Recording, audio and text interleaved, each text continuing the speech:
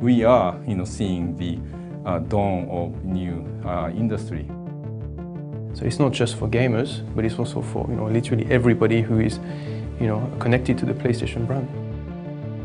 The thing we want to do more than anything else is get people to forget that they're in VR. It's really like a lot of different possibilities for gameplay exploration that hasn't really been explored yet.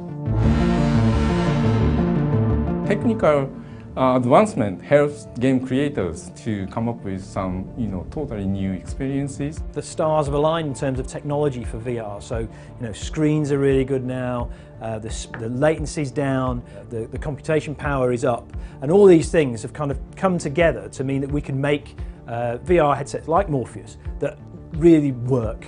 We've made a demo that runs 120 frames a second, natively, and when you move around, you can really feel like it's so smooth. Not only is the whole depth perception better because it's all head tracked and it's rendered from the correct viewpoint, but also you have agency inside the world, so you can actually look around and sort of direct your own experience in a way that is even difficult in a traditional game. On one hand, you've got the Move controller, so you've seen the highest demos, and then on the other side you can also use DualShock 4. So we have these two options, and depending on the game that people make, they might choose one or the other. The two are very complementary. The next generation that we showed earlier this year, just even better. I mean, a brilliant screen. It's very comfortable. The weight distribution around your head, all those sort of practical things really, really improved. Moving to OLED, that's been a big difference too. So now the demos we had before running on LCD, we were kind of getting used to them. But the moment we kind of switched, it was like, wow. We've had to think from the ground up and design from the ground up for virtual reality experiences.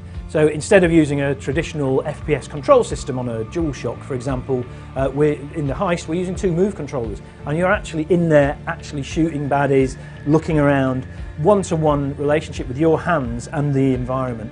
In 20 years, I've felt loads of great moments, of course, but the one time when I felt like the same thing again was the time that we tried VR. But you've got to try it to realize, and that's one of the big challenges we have, because when you talk about it or when you show it on the screen, of course people can sort of imagine, but actually there is nothing like trying it.